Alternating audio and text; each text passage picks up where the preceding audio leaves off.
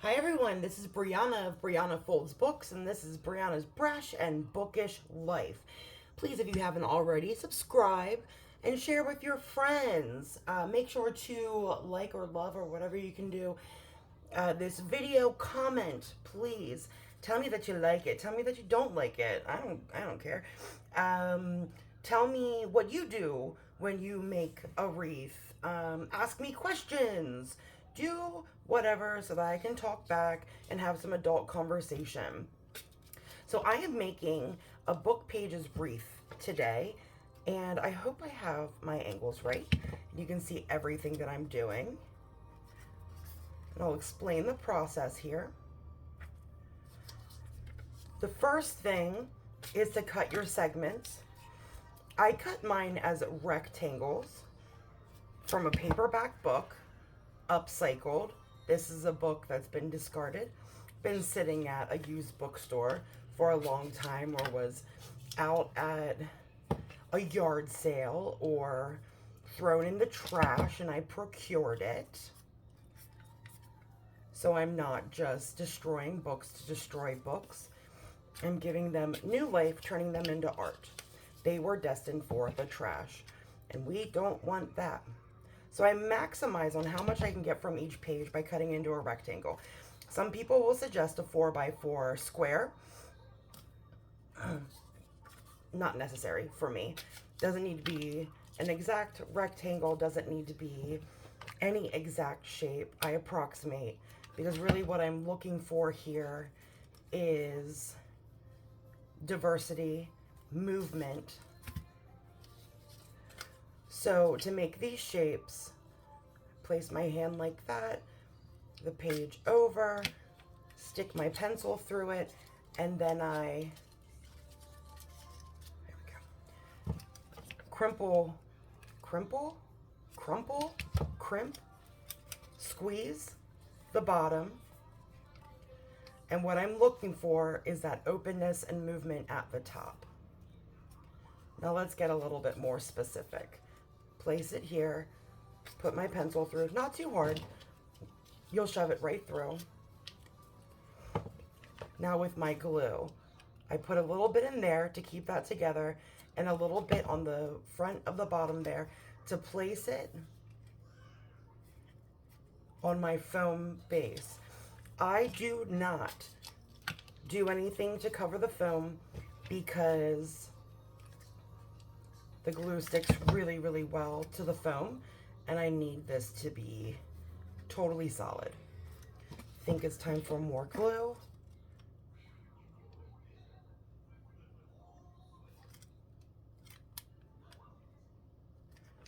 All right. I'm doing the outline first so that I can fill in. I want all of these to have different shapes, so I'm not specific about how I'm crumpling it. It needs to open, but I don't want it to open from the bottom. And then when I place it, I'm not so much concerned about where I'm placing this bottom bit. There's no formula every quarter of an inch or anything like that. I'm looking for how the tops of the pieces are going to open up together for fullness and for movement. To me, the whole point of making these wreaths is that ultimately they are beautiful. I am finding a use for a discarded piece of magic. Books are magic. And particularly with the book pages, I love all of the texture we get from the words. Seeing the words is aesthetically pleasing, but also for like book people, book lovers, sparks joy. And also, I just love all the movement that's created by all of these pages intertwining with each other, playing off each other. So this one was placed a little closer, that one a little bit further away. I want them to touch each other, but not fight each other. And you just sort of get a feel for it. And you know what? If you placed it too far away, you'll fill in. If you hear my daughter, she was sitting and watching Mickey Mouse Clubhouse. Oh, now she's dancing. Can you all see? Let me see. No, I'm a stay-at-home mom and small business owner. My daughter is just fine being in the room across from me and not being able to see me, but I do like to be able to see her. All of my segments have, the book segments have the margins trimmed off to eliminate as much white space as possible. However, there are chapter breaks, beginnings of new chapters, so there are going to be places where there's white. That's just the way it goes, but I eliminate as much white as possible. And if there's a lot of white, I place it up so the other side has more words. It'll encapsulate the white and hide it a little bit. So glue in and glue out and keep going around the edge. I had already done the inside edge before I started this video, and a lot of the outside,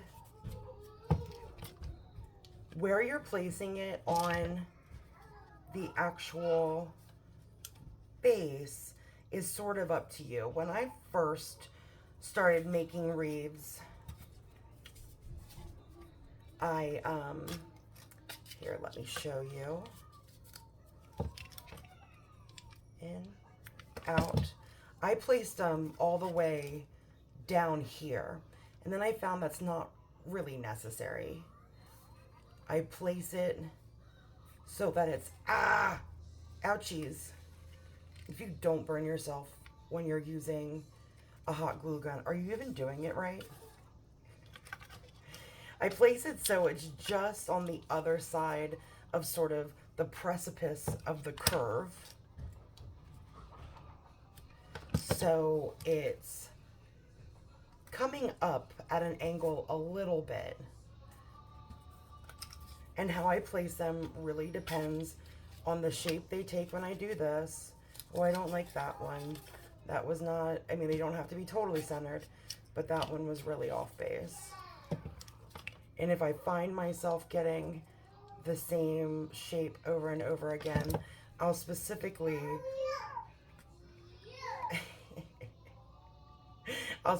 place my pencil somewhere different, or lay it on my hand different, because I want all the different shapes.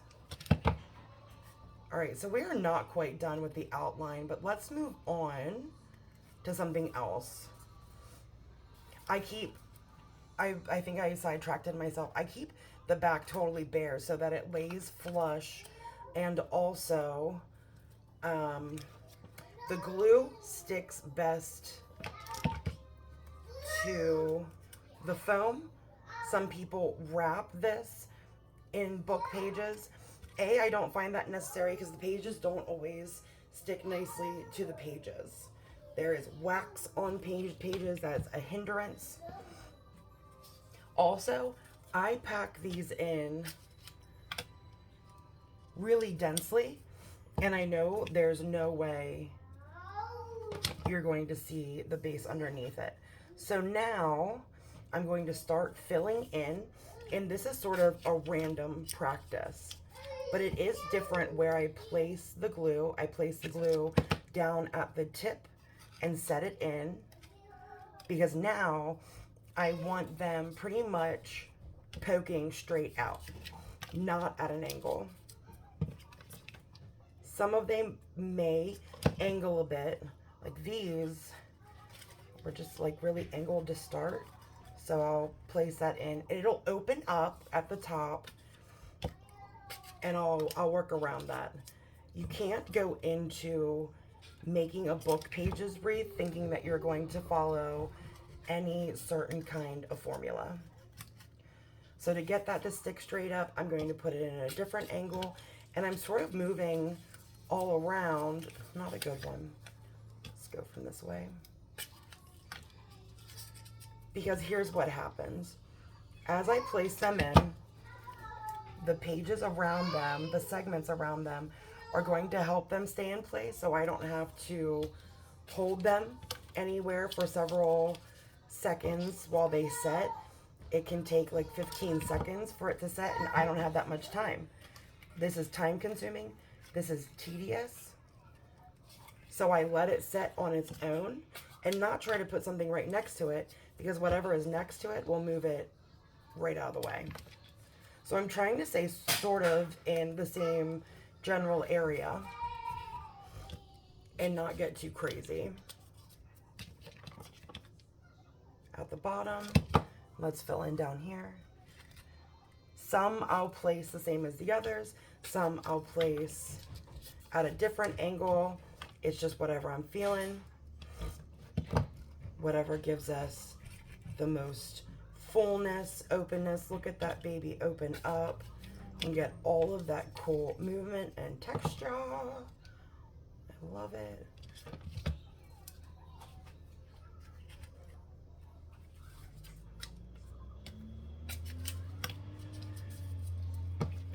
And I'm going to keep filling in from the outlines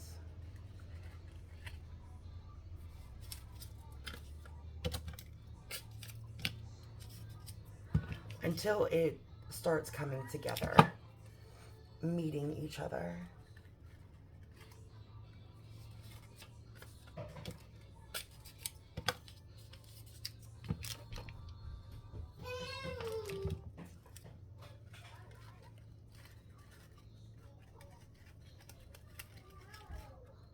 I don't like that. Let's put it over here. It's going to take some zhuzhing. It's going to take some experimenting on exactly where that piece wants to go. I'm sorry, Alaska, it's too early to have your tablet. She'll throw herself just a little pity party, but she'll be okay. And I'm watching her on the monitor to see how she's coping. She will just sort of walk around with her head down like Charlie Brown for a second. And then all of a sudden she'll be playing with something else. In a little bit here, we'll do a diaper change. And I'll consider giving her her tablet then. But it is like 10:30 in the morning now. If I give her her tablet now, she'll play with it off and on. But ultimately, that's like a lot of free tablet time, and I'm just going to say no thank you.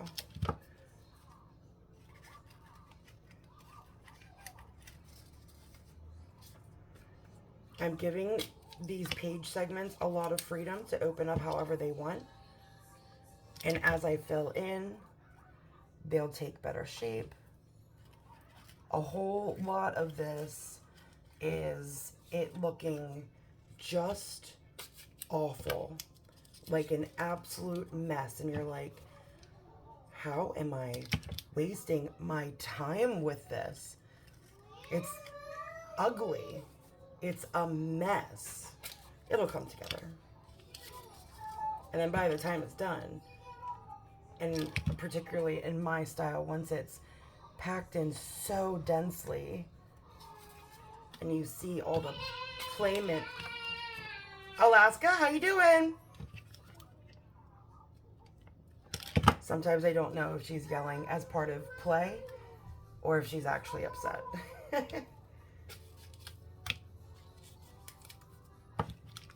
All right, she's sitting down to watch the beginning of the next episode. She doesn't just watch TV all day. She'll watch a portion of it, particularly a portion that has music. And then once the music's over, she'll start playing with something else.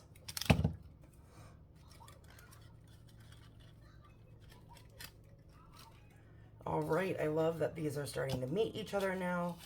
And I'll look at where there's an obvious gap. And then I can start placing them next to each other because there's enough going on here that they'll hold each other in place. And I don't have to be so sporadic until that's filled in and I go sporadic again. Let's go in here first. I just try to make sure that they don't nest into each other. A couple of them nesting into each other is going to happen, particularly with a fold like this. That's really just like a fold in half. That's going to set in there nicely, and maybe I just manually open it up a little bit if my fingers touch the right place.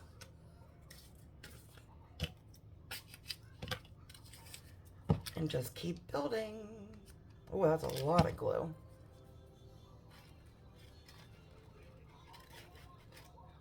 Fill that in. So you have a hole here. We have significant hole here. Sometimes I'll pick it up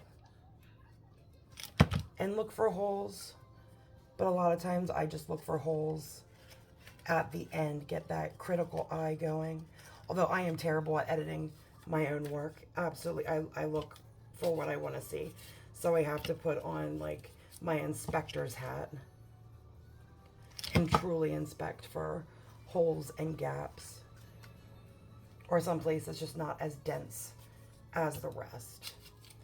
But I try not to be too particular at this phase because as we're building, it's all pushing together.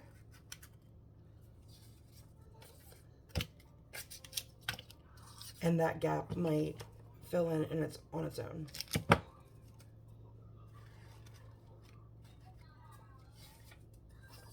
Yeah, we're coming together.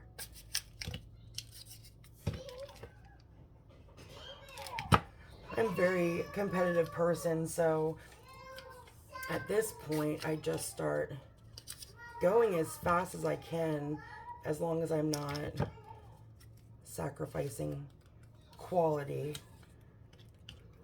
This is a very inexact practice of crumpling and pinching and placing.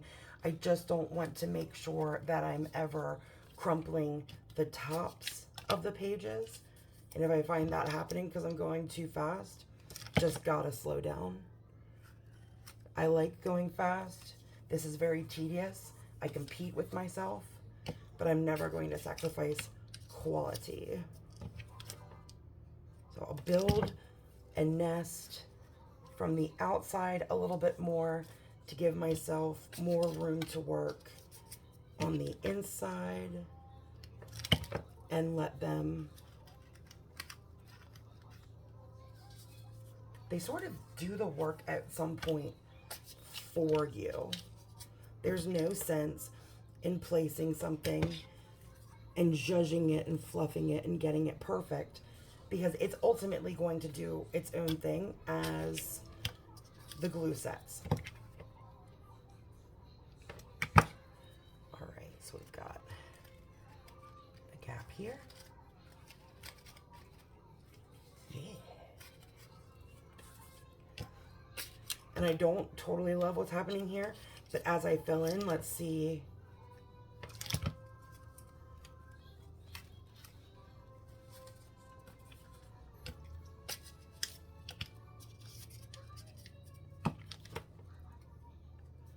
Let's see. This one in here. Let that set. I'll move on and come back because there's a gap here.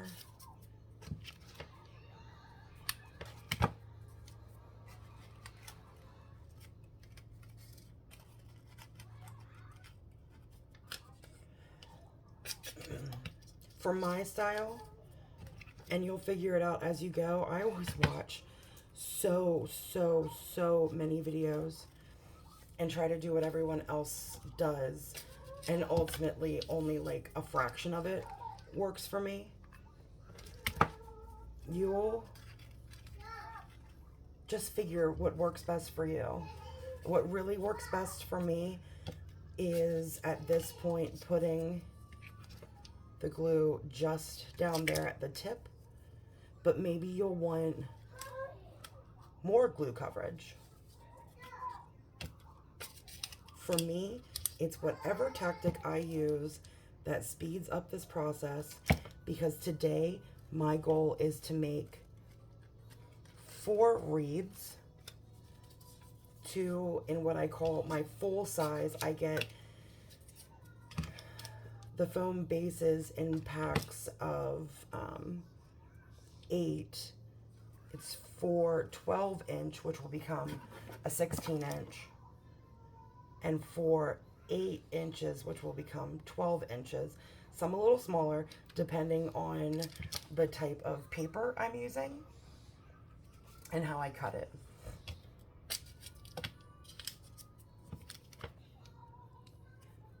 This is tedious, but the more I do it consistently, the faster it goes.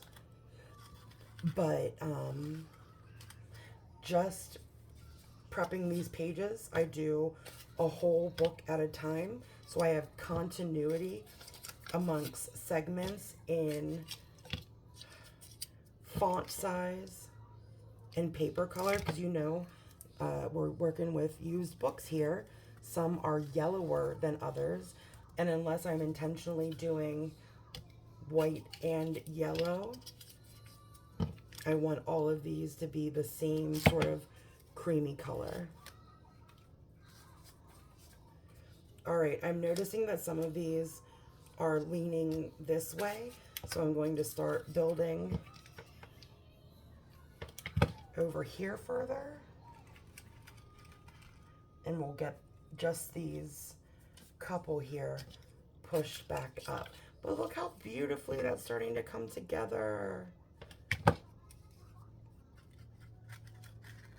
I don't think I finished my other thought.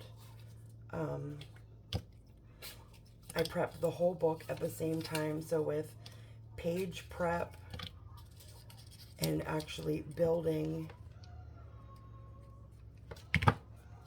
all of these segments together takes hours and hours and hours.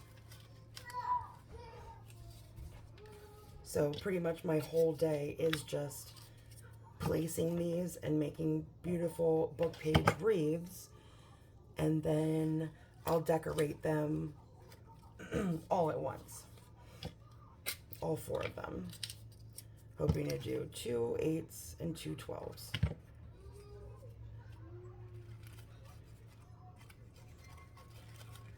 And right now I'm working on fall wreaths, so I'm going to give myself just a break here, because I find it, I can't take a break. I need to fill in that space and get them up. Or maybe they look fine like that. Let me let those 2 set. It's a lot of white. There we go.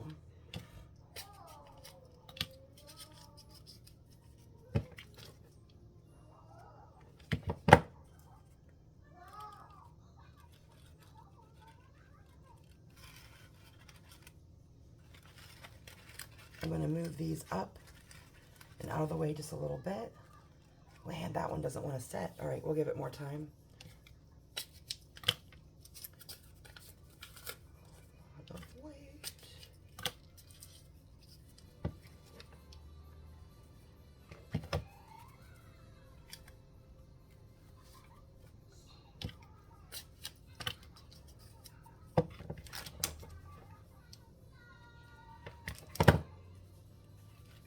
Now I should be able to get these in here. Yeah, there we go. And force these up a little bit more.